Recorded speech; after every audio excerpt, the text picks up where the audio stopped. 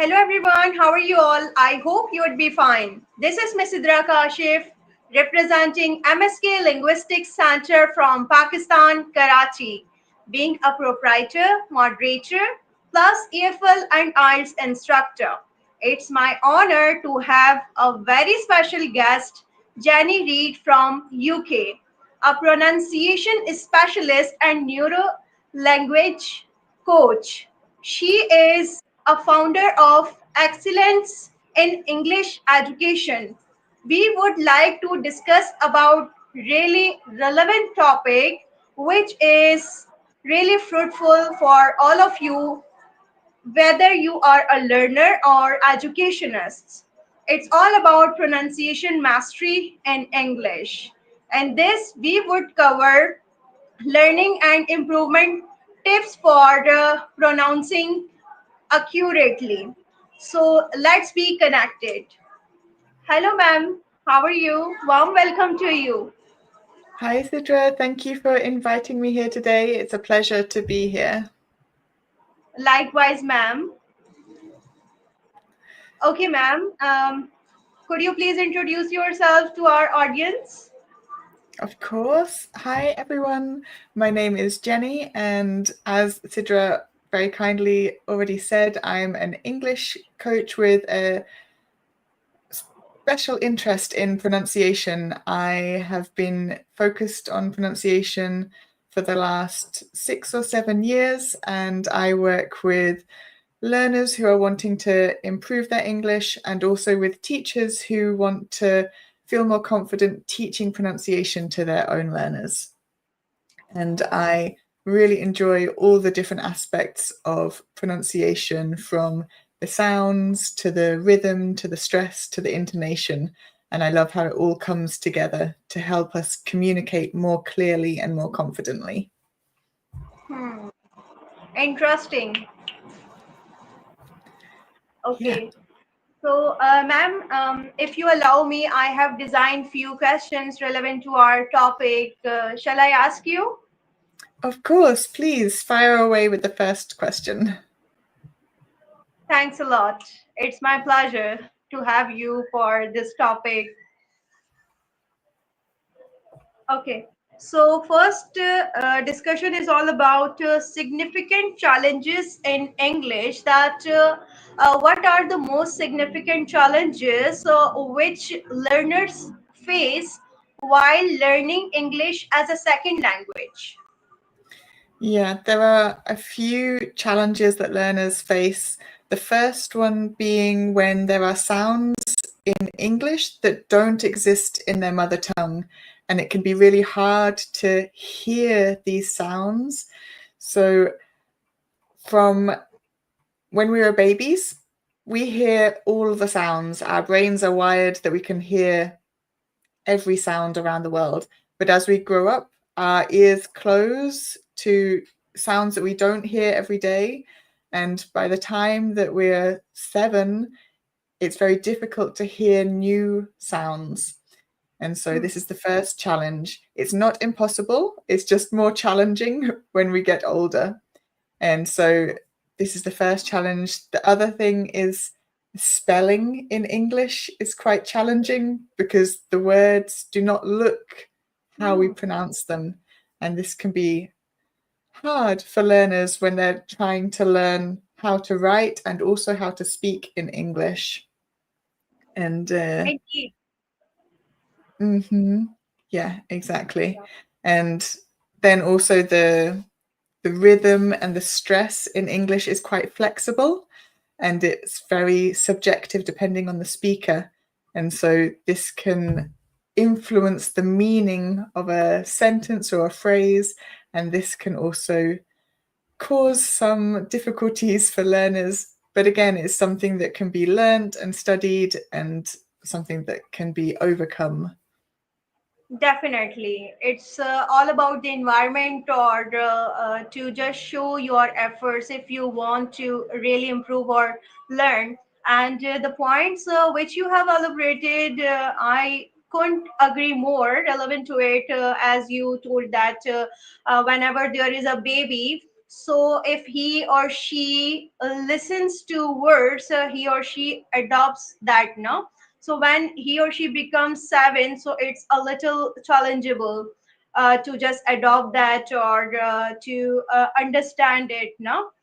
There are challenges to pronounce or Mhm. recognize the word as well. Yeah. Hmm. And another thing is the thing which you told us, it's all about spelling and pronunciation. Like if there is a spelling like adjective, it's if we write it, it's adjective. But if we pronounce it, it's adjective. Same thing with the adjacent. If we write it, it's adjacent. If we pronounce it, it's adjacent. D is silent there. And there are number of words in which we have to silent number of alphabets. That is the most significant challenge. I Mhm. researched about it, which I found. Yeah, so that we have a lot of silent letters in English, and also certain vowels, when we put them Hmm, together, might sound different depending on the word that they're in. Um, yes, and this is because English is influenced by so many different languages. So we are hmm, influenced by the Nordic languages, Germanic languages, but also the Latin and the French languages, as well as the Old English and the Celtic languages. So all these different languages come together to create English. So it's no hmm. wonder that we have lots of different spelling patterns. Another thing is that number of sounds they do not exist in many languages. That is the most difficulty for the learners, or if someone wants to pronounce it now. So it's challengeable. It takes time to improve. So, what are some strategies which you would like to share for native speakers to improve that thing? to The to identify their mistakes and just make themselves correct. Yeah, so the first step is noticing or understanding where the challenges are. And this can be the most difficult thing for most learners, because when we listen to ourselves in our head, we Hmm. sound like we're pronouncing it perfectly. But when we're speaking out loud, it sometimes comes out differently. And this is when we need to really be able to hear ourselves speak. And so I often say to my learners, record yourself on Hmm. your mobile. There's normally an app which you can use to record your voice and record yourself speaking, so that you can hear what sounds clear and what is less clear, which sounds you need to work on, and whether the rhythm is good or slow enough or fast enough, depending on your personal situation. And I think that this is one of the best tools for all learners, to record yourself and listen back to your voice. I know that many of my learners feel a little bit awkward listening to their voice, at least at the beginning, but once they do it regularly, it becomes a good tool and very helpful for the learners to understand which sounds to focus on. Yeah, it is. That is really appreciable and useful too. The strategy which you disclosed relevant to improving the pronunciation, that first of all, they just have to see the words, or they just have to remember the words for which they do have difficulties. After that, they could practice to record their voice and listen it again and again until they improve. There are multiple of the apps as well if they use it in proper way, so they could improve a lot. Mm-hmm. And Yeah. I think if they listen to songs, or if they listen to native English speakers, in that way, it would be really smooth way to adopt the same, and they have to pretend like them. After them, they have to imitate like them to follow the same pronunciation. Yeah, They can watch shadowing. the video and Mhm. they can follow it, repeat the words or repeat the lines in their ways. So in that way, they could follow that strategy and improve. Yeah, shadowing is a really good tool to use. So finding any fluent speaker, it doesn't necessarily have to be a native speaker, but just a fluent speaker who can speak clearly and confidently, and copying what they say, taking short clips. So don't try and copy a 30-minute audio. Just even 30 seconds is enough to get you practicing and copying the sounds that are being made. And you don't need to sound exactly the same as another person. You have your own accent, and that is perfectly fine. That is part of your voice. And I just want to make that very clear, that your voice, your accent is part of who you are. And it's more about being able to differentiate certain sounds. So this is Hmm. where looking at words that are almost the same, but maybe they change by a vowel sound, like cat and cut, and just focusing on being able to differentiate between the two vowel sounds, or cab and cap. So then differentiating the consonant sounds, and depending Hmm. on what sounds you need to work on. The minimal pairs, this is what these words are called when they are almost the same, they just different by one sound, and using these minimal pairs to be able to really make sure you're clear with your pronunciation. Yeah, you are right that accent is not blamed. It's okay from which language you belong to. And there would be difficulties to pronounce, but even the person could try his or her level best to improve. It's okay if he or she doesn't pronounce the same, but he or she has to just somehow he has or she has to try his or her level best to achieve the target to pronounce it correctly. You know, pronunciation matters a lot in English.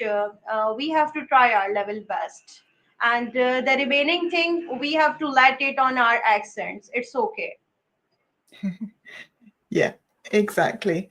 And the other thing that I would say is that everyone has an accent.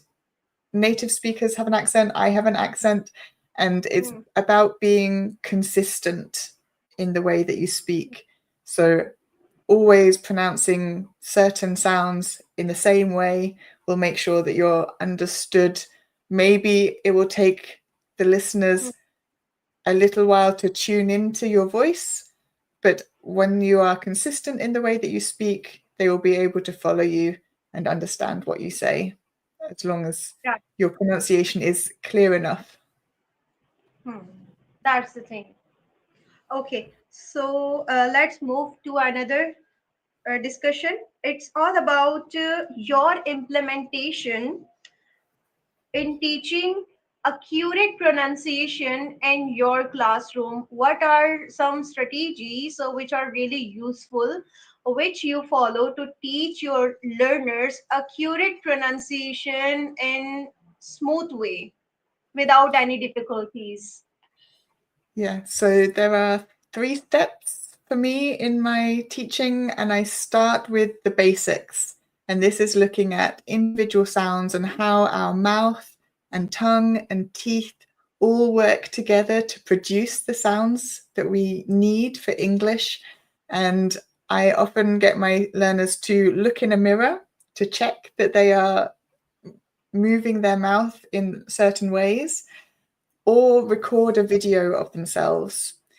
Again, we can use videos of fluent speakers, and then look in a mirror and make sure that we're copying the same shapes.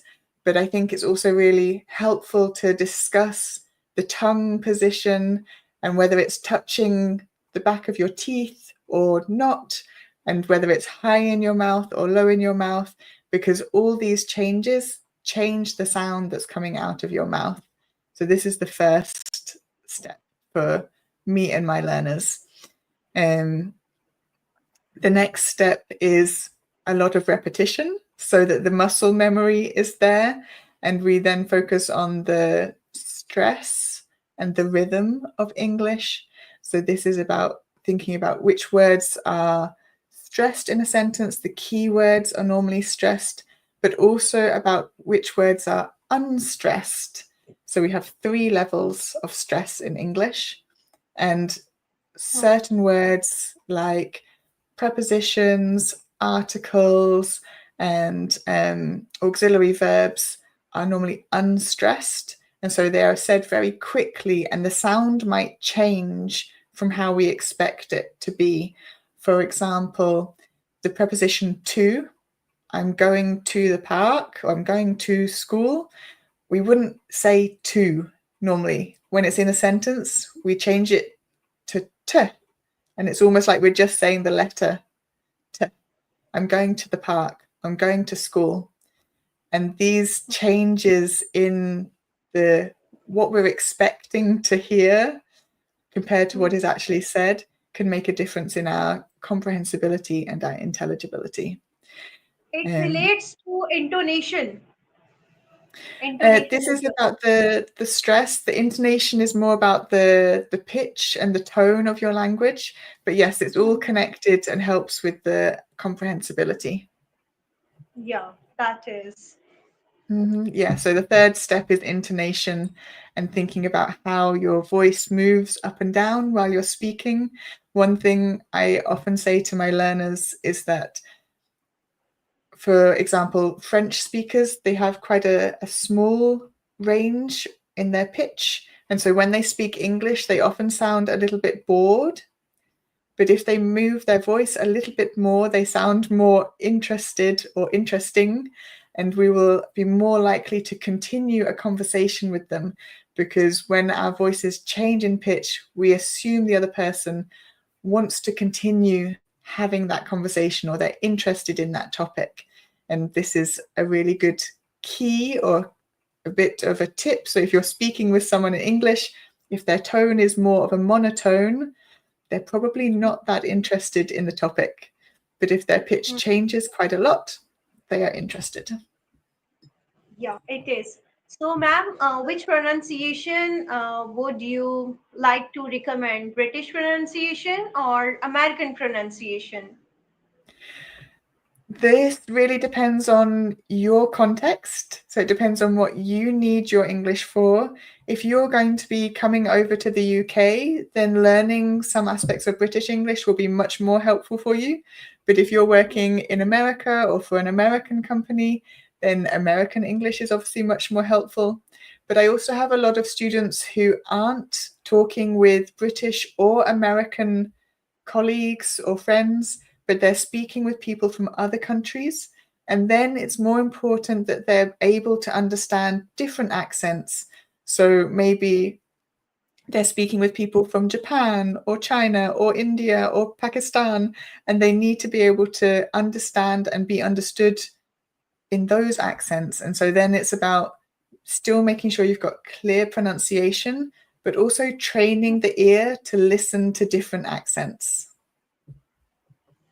Yeah, you are obviously right, because it takes time and efforts to follow each and everything relevant to one language. Now, if we go for American or we go for British pronunciation, so no one is perfect. I have seen multiple of the people, they use various pronunciation for few words, Pakistani pronunciation, for few British pronunciation, and for few American pronunciation.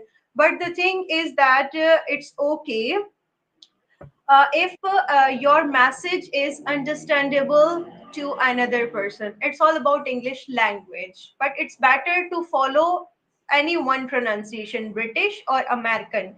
They can try their level best for one pronunciation, either for British or American. It's about your preference, about what you want from the language, and as long as you're consistent, this will make it easier for other people to understand you. But there are also Australian English, Canadian English, South African English, Indian English. There's no one right way to speak. And even if you look at British English, there are over 37 different accents around the UK. And the accents in the south of England compared to the north of England or even in Scotland are very, very different to each other. And so when I moved up to Scotland 9 years ago, I also had to train my ears to understand the local people. And it was interesting for me to hear these different accents. And I think it's an interesting part of our culture, and I think it's nice. In short, you mean to say that even there are people in like UK or USA, they do have different accents. And that way, it's acceptable which accent or pronunciation you follow, right? Yeah, exactly. Hmm. So just we have to work hard for perfection. You know that we can try our level best and let it. Yes, We I don't do have say to to. overwhelm us. Sorry? We don't have to overwhelm us now. Whatever is Exactly. easy to us. That's the thing. Yeah. And I always say to my learners, perfection does not exist. The only aim is to improve and get better. And the main aim of learning a language is to communicate. It's not to speak with a specific accent, it's to be able to connect with other people through the language. So, this is what we want to focus on. Yeah, okay. So let's move to another discussion. Huh? It's all about recommendation of online resources that which online resources or apps would you like to recommend to English learners to improve their pronunciation to pronounce accurately? Are there specific websites or apps? Again, this is very personal and it depends on your or the learner's interests. And I always say to my learners, do the things that you enjoy doing. So if you enjoy cooking, follow a cooking channel on YouTube or TikTok or whichever channel you're using. And if you're interested in horses, follow a blog or a vlog about horses. And it's not about following a specific channel because that channel does pronunciation. It's more about doing the things that you enjoy in English, and this will help keep your motivation and it will help you do the activities more regularly. And I think this will be much more useful for you than any one app that's focusing on pronunciation. Absolutely right. It depends on the interest that in which app or in which channel they are interested in. And another thing is after interest, it matters that which speaker is understandable to the learner to follow him or her easily. So they have to go for the ease rather Yeah, than overwhelming themselves. Again, I would exactly. like to mention this thing. Yes, absolutely right, Sidra. And if you're taking English lessons, then you can obviously ask your teacher or coach for some advice or some suggestions because they will know your interests and they will be able to suggest some relevant and some appropriate level language as well for you. Yeah, you are right. So, as you told about the teacher, now that your teacher knows, I couldn't agree more relevant to it because indeed teacher knows very well after evaluation of the student that in which activities or in what kind of videos the learner is interested in, and what are his or her lacking areas or capabilities, how can he or she understand easily. In that way, after evaluation, the teacher could recommend very well that which app or online tool is easy to him or her to follow. Yeah, exactly. Okay, so next discussion is all about how to learn pronunciation faster and precisely without extra efforts or time while learning English. Means someone has set the target that he or she has to learn or improve English within a month, within 3 months or 6 months, and he or she is not a native learner. He learns as a second or third language, but he or she has set the target that to learn it from basics to advanced level along with proper pronunciation. I hope you got my point. Yeah. So the first thing that I would say is that don't treat pronunciation as something separate from everything else that you're doing.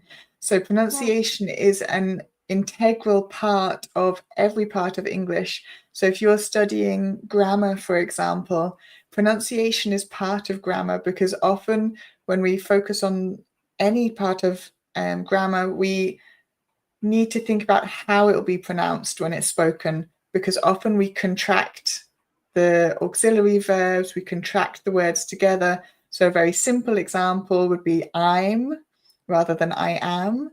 A more complicated example might be instead of I would have, we would say I would have or Hmm. I'd have, maybe, depending on the person who's speaking. And so these Yeah. contractions are a natural part of spoken language, and it's something that can be combined with grammar, for example. Also, when we're preparing for an exam, we're often doing a lot of reading, but we can actually take that time and read a little bit out loud so that we're getting that speaking practice without having to worry about the grammar that we're using, our word choice, and we can then just focus on the rhythm and the stress and the intonation that we want to use for the language. And so the other thing that I would say is make it a regular part of your practice rather than just thinking once a week, oh, I need to do some pronunciation. It's actually much better to do it regularly with everything else that you're doing and making it, yes, part of your everyday practice rather than something that you just do on its own and separate from everything else. Hmm. I couldn't agree more. They have to learn it along with other things like grammar, reading, writing, or speaking. Pronunciation should also be focused. They don't have to let it for later that they would do after improving other things. Along with that, this is also considered. In that way they could learn it in short time, the goal which they have set. And another thing is that if they are learning in a classroom by the teacher, so this is the instructor, he or she has to give the activities of reading to read one by one. He or she has to ask the learner to read louder. Then after reading, um, then the teacher has to make the corrections after the learner completes. And another activity is listening activities in the classroom, the video or the audios which are played in classroom. Learners has to follow the same the video or uh, like song, or you can say any audio which is being played. This should be pause after a while, no? after a minute or after two, and the students will follow the same. In that way, they could improve pronunciation as well. Yeah, you're absolutely right. So teachers can incorporate pronunciation into their lessons really easily. And it doesn't have to be a whole lesson about pronunciation. It's more about including pronunciation as often as possible with all the other activities that we're doing in our sessions. Yeah. Yeah, especially when there is listening or video class now. And I think for pronunciation, they have to at least set the time on daily basis for 10 to 15 minutes. Or the instructors can manage according to their syllabus twice or thrice a week for pronunciation class. 15 minutes, 10 minutes, it's quite enough. And then the learners have to do the same, because class time is not good enough to be a fluent English speaker. I always instruct my learners that the time which is being spent in the class, whether you are spending 1 hour or 2 hours or 40 minutes, it's not quite sufficient to be a fluent English speaker. Whatever activities I make you do, so you have to follow the same in your home after going back or after your class. If you do um, on daily basis, like if you think that I have to achieve the goal to be a fluent English speaker, then you have to give 8 hours maximum in a day, and that way you can learn or achieve your goal to be a fluent English speaker according to your goal which you have set. Yes, exactly. And regular practice, yeah, having one lesson a week is never going to be enough for any language skill. It needs to be done regularly, every day if possible. And this is how you build up your confidence and your capabilities. Yeah, as Mhm. I applied the same now. When I was a student of English language, I learned as a second or third language. So I improved like that. 1 hour or 2 hours would not enough for me, because I was really enthusiastic about learning and improving the time period which I set that time. Now that I have to learn in that time period, so I would be given a diploma certificate after completion of that. In that time period, I fought tooth and nail to improve. So I achieved as well. I got first position in the class. It's all about efforts, your interest, your time, because I would give most of the time to revise whatever I would learn in my classroom. Same thing if we talk about pronunciation, so we have to apply the same along with the learning or improving other parts of English. Learners have to manage the time for pronunciation as well. Yeah, and it all goes hand in hand when you're learning the English skills. The pronunciation is part of communication and it can be incorporated quite easily when you're doing other activities. And as you say, it's all about setting your own goals so that you have something to work towards, and that gives you the motivation as well to continue the practice outside of your lessons. Yeah, it is. Because no one is perfect. Perfection can be seen after your multiple of the years' efforts. Yes, it takes time to improve and it won't happen overnight, but it is Hmm. possible to make those improvements so that you feel totally confident with your pronunciation. Yeah, it is. And learning has no end. As I have seen, number of old people, they are still learning. They are doing PhD, or they are increasing their knowledge. So that's really appreciable. In short, we can say the same, that learning has no end. We have to try our level best. We have to keep on learning, keep on growing, and increasing our knowledge to try our level best to follow Exactly. all resources, whatever we could. Yeah, exactly. And even if English is my mother tongue, I don't know all of the words in English. And so I often come across new words and go, oh, that's interesting. I think we are all learning every day, whether that's our mother tongue, a second language, a third language, and also everything else in life. I think life is a long lesson and we continue until the end. Yeah, it is.